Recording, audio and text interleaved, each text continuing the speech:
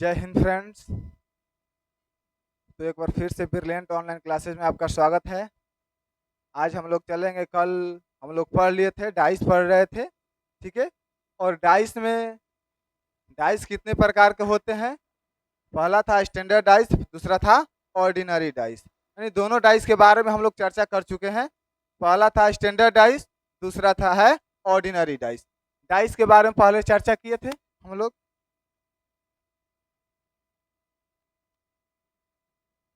Dice जिसको पासा बोला जाता है, ठीक है। तो डाइस के बारे में हम लोग चर्चा किए थे कल। हम बताए थे कि हम लोग का पहला क्लास है वह रीजनिंग का है और डाइस से स्टार्ट किए हुए हैं।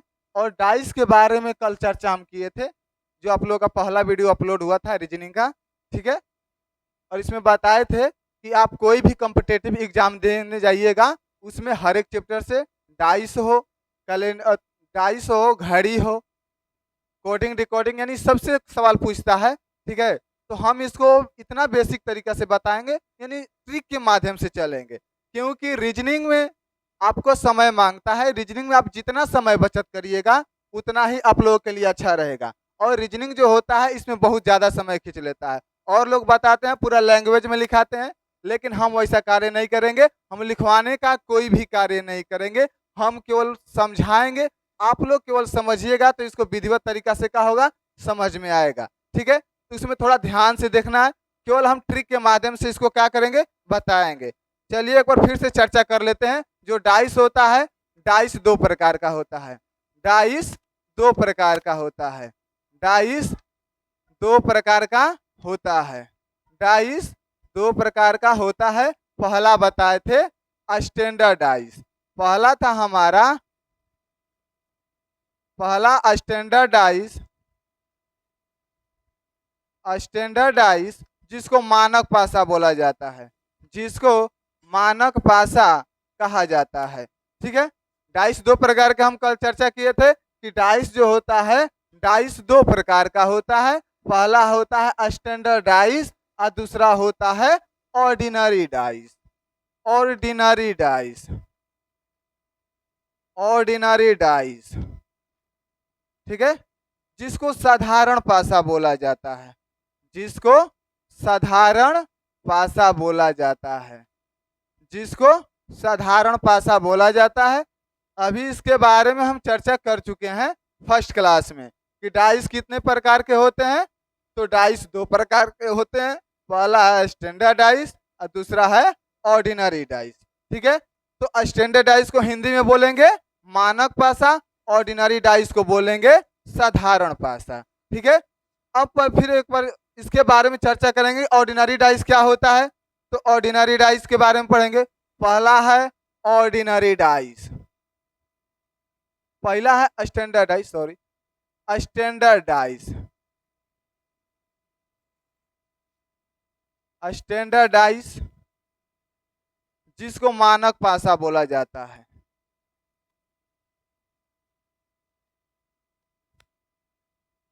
जिसको मानक पासा बोला जाता है, ठीक है। तो और स्टैंडर्ड डाइस क्या होता है। तो स्टैंडर्ड डाइस उसको निर्देश में हम पहले क्लास में बता दिए हैं कि जिसमें दो निकटवर्ती अंकों को जोड़ने से, क्या करने से, दो निकटवर्ती अंकों को जोड़ने से, दो निकटवर्ती अंकों को जोड़ने से कितना आना चाहिए, 7 नहीं आना चाहिए। स्टैंडर्ड डाइस में यह बताए थे कि दो निकटवर्ती अंकों को जोड़ने पर अगर 7 नहीं आता है तो वह कहलाता है स्टैंडर्ड डाइस। जिस तरह से एग्जाम्पल में समझते हैं, 1 ले लेते हैं, 4 ले लेते हैं, 2 ले लेते हैं, ठीक है।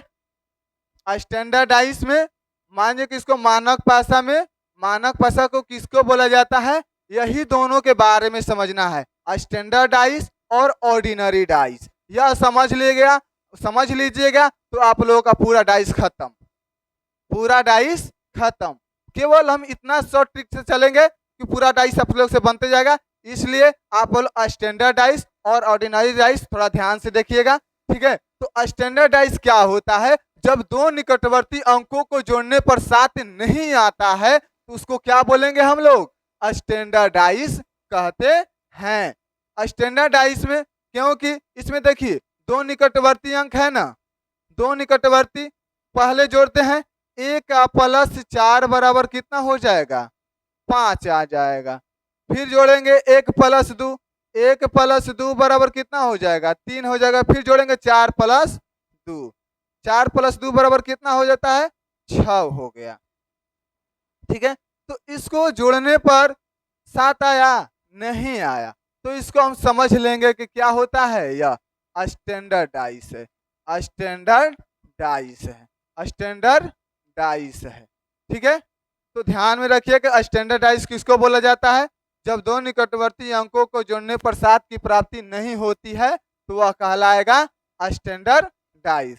जिस तरह से हम आप लोगों को एग्जाम्पल यहाँ पर डाइस बनाए हुए हैं, और इसको बनाने के बाद हम क्या किए हैं, यहाँ पर जोड़ के देखे हैं कि यह स्टैंडर्ड डाइस है या ऑर्डिनरी डाइस। तो यह स्टैंडर्ड डाइस है, हो सके तो आप लोगों को भी समझ में आ गया होगा। ठीक है, तो अब चलते हैं अगला में कि ऑर्डिनरी डाइस।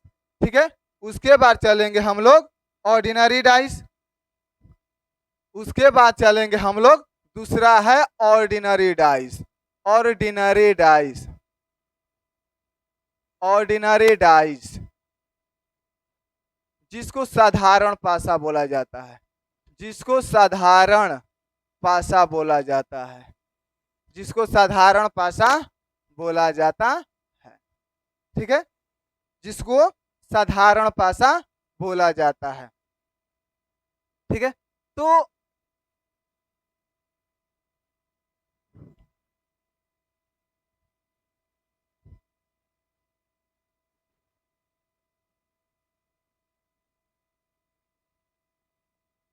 ठीक है, तो देखिए एक बात और छूट गया था इसमें, अब हम इसमें केवल समझेंगे एक लाइन और। ठीक है, देखिए स्टैंडर्डाइज हो गया ना, तो स्टैंडर्डाइज किसे कहते हैं ये तो समझ गए, लेकिन स्टैंडर्डाइज में बनाने के लिए एक बात और जरूरी है।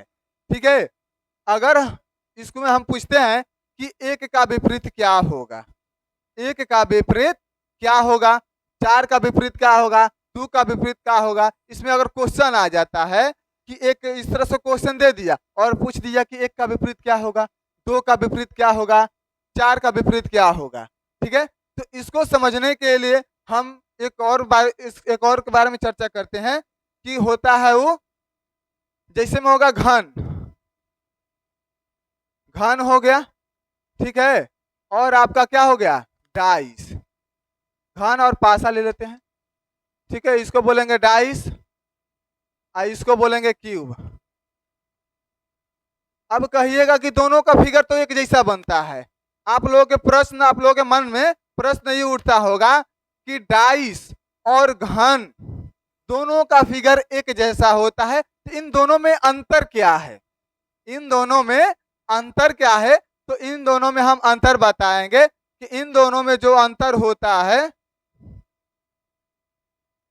अंतर थोड़ा ध्यान समझिएगा, पूछता उछता नहीं है। ठीक है, एग्जाम में पूछता नहीं है, बेसिक नॉलेज के लिए आप लोगों को बता रहे हैं कि आप लोगों के मन में इस तरह का अगर सवाल उठता है तो आप किसी को कैसे आंसर दीजिएगा। ठीक है, तो देखिए इधर बनाते हैं हम।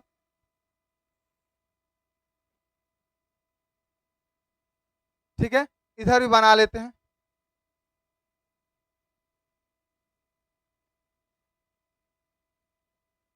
दोनों बना लिए।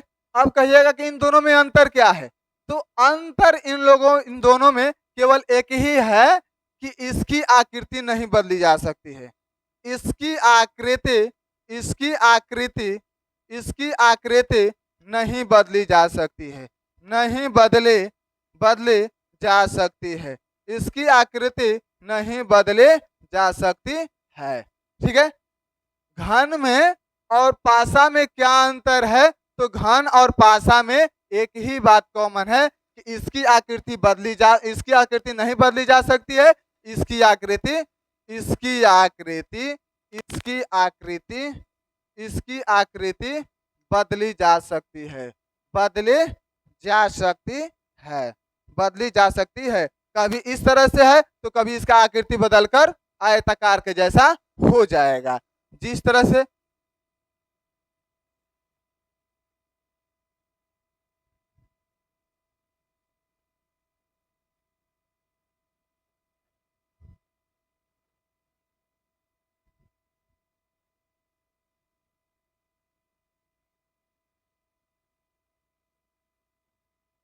इसकी आकृति इस तरह से भी हो सकती है, यानी इसकी जो आकृति है क्या हो सकती है, बदली जा सकती है, लेकिन घन की जो आकृति है बदले नहीं जा सकती है। घन और पासा में एक ही बात कॉमन है। आप लोगों से कोई पूछेगा तो कह दिया कि घन की आकृति बदली नहीं जा सकती है, जबकि पासा की जो आकृति है बदली जा सकती है। तो हम इसमें पढ़ रहे हैं पासा, तो अब पासा के बारे में चर्चा करेंगे। ठीक है, तो पासा पासा के बारे में चर्चा किए हैं। ठीक है, जब चर्चा किए हैं तो इसको ध्यान से समझ लीजिएगा, इसको एक बार और देख लीजिएगा। घन और पासा में क्या अंतर है, इसकी आकृति नहीं बदली जा सकती है, इसकी आकृति बदले जा सकती है। ठीक है,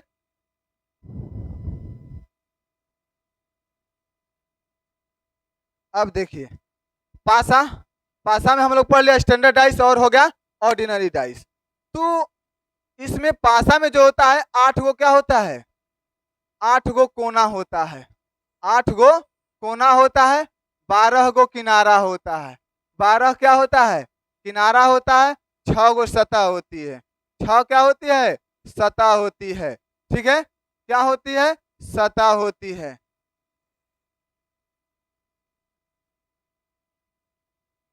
ठीक है,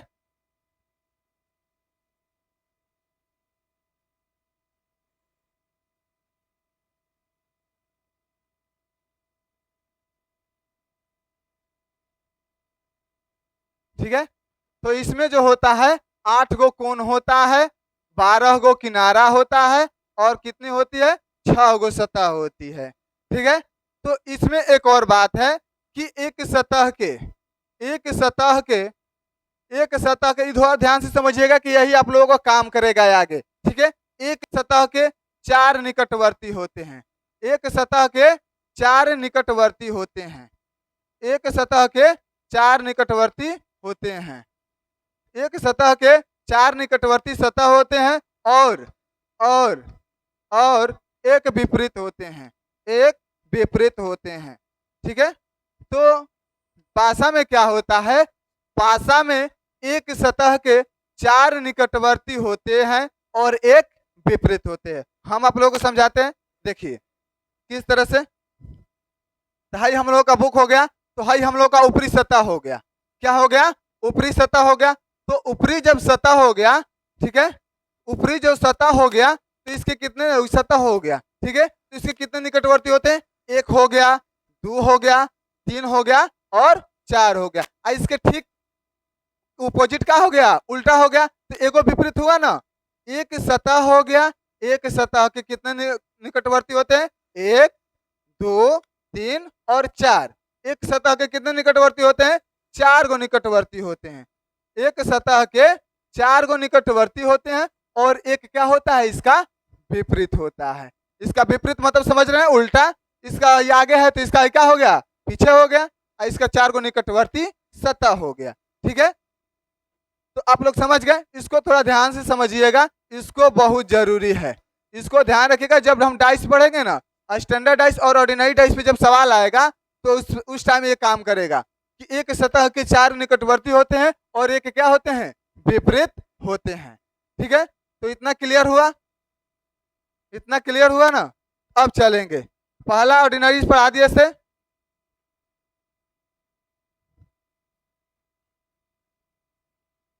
चलिए अब देखिए ऑर्डिनरी,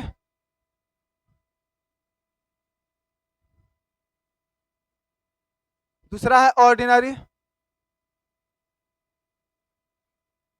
ऑर्डिनरी डाइस।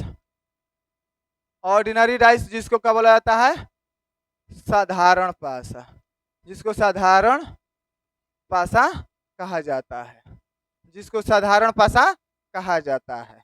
ठीक है, तो देखिए ऑर्डिनरी डाइस क्या होता है, जब जब दो निकटवर्ती अंकों को, जब दो निकटवर्ती अंकों को जोड़ने से, जोड़ने पर 7 प्राप्त होता है, 7 प्राप्त होता है, तो उसे ऑर्डिनरी डाइस कहते हैं, तो उसे ऑर्डिनरी डाइस कहते हैं। ठीक है। जब किसी पासा में लिख देंगे इसमें कि जब किसी पासा में दो निकटवर्ती अंकों को जोड़ने पर, यानी ऑर्डिनरी डाइस में जब दो निकटवर्ती अंकों को क्या करने पर, जोड़ने पर। पासा आप लोगों का दिया रहेगा, देखिए ध्यान से किस तरह से, इस तरह से दे दिया। देखिए थोड़ा बड़ा बड़ा बना रहे हैं कि आप लोगों को ज्यादा दिखाई दे, ठीक है। हो गया। थोड़ा गलती, थोड़ा फिगर गलती हो सकता है, उससे कोई दिक्कत नहीं है। आप लोग थोड़ा समझिए, केवल समझने का प्रयास करिएगा, ठीक है। तो ये हम लोगों का पासा हो गया। तो ऑर्डिनरी डाइस क्या होता है कि जब किसी पासा में दो निकटवर्ती अंकों को जोड़ने पर अगर 7 आता है तो उसको समझेंगे ऑर्डिनरी डाइस।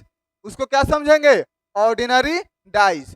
अब कहिएगा कि आप लोग डिफिनेशन क्यों बता रहे हैं। डिफिनेशन इसलिए बता रहे हैं कि आप लोगों को जो डाइस से पहचानने में आसानी हो सके और इस पर जो जितने भी प्रकार की सवाल आएगी वो आसानी तरीका से सोल्व हो सके, इसलिए क्या किया है, इसका डिफिनेशन बताया है कि जब दो निकटवर्ती अंकों को जोड़ने पर अगर 7 आता है तो वह क्या कहलाता है, ऑर्डिनरी डाइस होता है। वह क्या होता है, ऑर्डिनरी डाइस, जिसको हिंदी में बोला जाता है साधारण पासा। अब देखिए इसमें करते हैं 3, 4 और कर देते हैं 2, ठीक है। इसमें क्या करते हैं 3, 4 और 2, ठीक है। 3, 4, 2। तो देखिए तो इसमें दो निकटवर्ती अंक है ना, 3 और 4, इसमें सभी को जोड़ने पर 7 से मतलब नहीं है, लेकिन कोई दो संख्या को जोड़ने पर 7 आना चाहिए। किसी भी दो संख्या को जोड़ने पर अगर 7 आता है तो वह कहलाएगा ऑर्डिनरी डाइस, ठीक है। तो वह क्या कहलाएगा, ऑर्डिनरी डाइस। जिसमें देखिए 3 आप प्लस 4 जोड़ते हैं ना जी तो 7, 3 प्लस 4 बराबर 7, तो वह क्या है, ऑर्डिनरी डाइस है। और जिसको दोनों को अगर जोड़ने पर 7 की प्राप्ति नहीं होती है तो वह कहलाता है स्टैंडर्ड डाइस। वह कहलाता है स्टैंडर्ड डाइस, ठीक है। तो हो सके आप लोग को अच्छी तरह से समझ में आया होगा, ठीक है। अब इस पर हम पढ़ेंगे अगला बार, ठीक है। अगला पेज पर पढ़ेंगे कि ऑर्डिनरी डाइस और स्टैंडर्ड डाइस में किस टाइप से प्रश्न पूछता है, ठीक है। अगर उस पर प्रश्न आता है तो इसको किस तरह से हल करेंगे, इसको किस तरह से हल करेंगे तो आपको फिगर के माध्यम से हम बताते हैं, ठीक है। थोड़ा ध्यान से समझिएगा। अब चलेंगे हम लोग मेन पॉइंट पे चल रहे हैं, ठीक है। देखिए इधर आते हैं, इसको दो भागों में बांट लेते हैं। एक तरफ लिखते हैं स्टैंडर्ड डाइस, स्टैंडर्ड डाइस जिसको बोला जाता है मानक पासा, जिसको बोला जाता है मानक पासा, ठीक है। उसके बाद होता है दूसरा है ऑर्डिनरी डाइस, ऑर्डिनरी डाइस जिसको बोला जाता है साधारण पासा,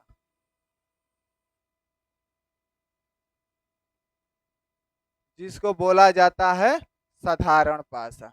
ध्यान देखिएगा, हाई हो गया ऑर्डिनरी डाइस, हाई हो गया ऑर्डिनरी डाइस, हाई हो गया स्टैंडर्ड डाइस। इसमें बात आए हैं कि जब दो निकटवर्ती अंकों को जोड़ने पर,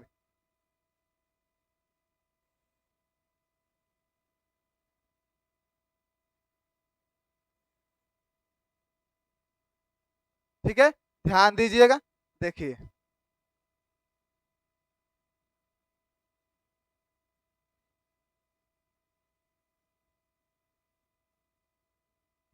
ठीक है, इस टाइप का प्रश्न होगा। इस टाइप देखिए स्टैंडर्ड डाइस में 1 हो गया, 4 हो गया, 2 हो गया। इसमें ले लेते हैं 3, 4, 2, ठीक है। तो ये हम लोग का क्या हो गया, स्टैंडर्ड डाइस। पहचान कर लीजिएगा, आप लोग समझ में आ गया होगा कि इसमें अगर दो निकटवर्ती अंकों को जोड़ने पर 7 की प्राप्ति नहीं होती है तो वह क्या कहलाता है, स्टैंडर्ड डाइस। इसमें होता है कि इस पासा में दो निकटवर्ती अंकों को जोड़ने पर अगर 7 आता है तो वह क्या कहलाता है, ऑर्डिनरी डाइस, ठीक है। आया समझ में। अब देखिए अब इसमें पूछ देता है, हम आप लोगों को बताए हैं कि एक पासा में, ठीक है, एक पासा के कितने निकटवर्ती होते हैं, 4 गो निकटवर्ती होते हैं। एक पासा के कितने ऊपरी सतह जो होता है उसके कितने निकटवर्ती होते हैं? 4 निकटवर्ती होते हैं और एक क्या होता है? विपरीत होता है। आप लोगों को समझाया है? देखिए एक बार फिर से रिपीट कर देते हैं। ठीक है ना? इसकी ऊपरी सतह होगा, इसके 4 को क्या हो गए? निकटवर्ती होंगे और एक क्या हो गया? 4 को देखिए सतह हो गया हम लोग का, है ऊपरी सतह हो गया। ऊपरी सतह के कितने निकटवर्ती होते हैं? 4 गो निकटवर्ती सतह होते हैं और एक क्या होता है? इसके ठीक पीछे इसका विपरीत हो गया। ठीक है, तो अब इस पर किस तरह से सवाल आएगा देखिए। इसमें पूछ दिए, इस तरह का अगर सवाल आता है पूछ दिया ना, स्टैंडर्डाइज में बता रहा है। स्टैंडर्डाइज में थोड़ा ध्यान से देखिएगा। स्टैंडर्डाइज में पूछेगा अगर जोड़ने पर 7 नहीं आता है, जोड़ने पर 7 नहीं आता है तो एक का विपरीत हो जाता है 6। हमें क्या चाहिए? 7। तो 1 पूछ रहा है, 1 में कितना जोड़ेंगे तो 7 आएगा? 6 जोड़ेंगे तो 7 आएगा। 4 का विपरीत कितना हो जाएगा जी? 3 हो जाएगा। 4 का विपरीत कितना हो जाएगा? 3, क्योंकि 4 में कितना जोड़ेंगे तो 7 आएगा? 3 जोड़ेंगे तो। इसमें उसके बाद है 2, तो 2 में कितना जोड़ेंगे तो 7 आएगा? 5। अगर इस टाइप का प्रश्न आता है तब स्टैंडर्डाइज में अगर आपको कहीं पर भी स्टैंडर्डाइज दिखाई देता है, ठीक है, स्टैंडर्डाइज दिखाई देता है तो कुछ नहीं करना है, डायरेक्ट उसमें कितना जोड़े कि 7 आएगा। बस कुछ नहीं करना है, इतना बस ध्यान में रखिए कि कितना जोड़े कि उसमें 7 आएगा, ठीक उसका वही विपरीत हो जाएगा। यह किस में होता है? स्टैंडर्डाइज में। ठीक है, अभी हम बताए हैं। देखिए एक यहाँ पर दिया है, सवाल में पूछेगा कि एक का विपरीत बताइए। सवाल में पूछेगा कि एक का विपरीत बताइए, तो एक यहाँ पर लिख दिए। एक में कितना जोड़ेंगे तो 7 आएगा जी? 6 जोड़ेंगे तो कितना जोड़ेंगे तो 6 जोड़ेंगे तो क्या आ जाएगा? 7। पूछ दिया, अब एक को हटा दें। अब पूछ दिया उसमें 4 के विपरीत, पूछ दिया 4 के विपरीत होगा, 4 के विपरीत होगा। पूछ दिया कि 4 का विपरीत, तो 4 लिख देंगे। 4 में कितना जोड़ेंगे तो 7 आएगा जी? 3। तो ऑप्शन में आपका दिया होगा 3, तो 3 मार दीजिएगा। ठीक है, उसी प्रकार पूछ देता है कि 2 का विपरीत बताइए, 2 का विपरीत बताइए। पूछ देगा कितना का विपरीत? 2 का विपरीत। तो 2 में कितना जोड़ेंगे तो 7 आएगा? तो 5 जोड़ देंगे तो कितना आ जाएगा? 7 आ जाएगा। तो ऑप्शन में 5 दिया हुआ तो 5 आप लोग मार दीजिएगा। तो यह था स्टैंडर्डाइज का कहानी, यह हम लोगों का था स्टैंडर्डाइज। ठीक है, अब पढ़ेंगे ऑर्डिनरी डाइस। ध्यान रखिएगा, पासा में केवल 3 ही अंक दिखाई देते हैं। पासा में टोटल 3 ही अंक दिखाई देते हैं और 3 को क्या होते हैं? छिपे रहते हैं। 3 को क्या होते हैं? छिपे रहते हैं। ठीक है, इसको थोड़ा ध्यान से गौर में रखिएगा, इसको थोड़ा ध्यान से समझिएगा। ठीक है, अब चलते हैं ऑर्डिनरी डाइस।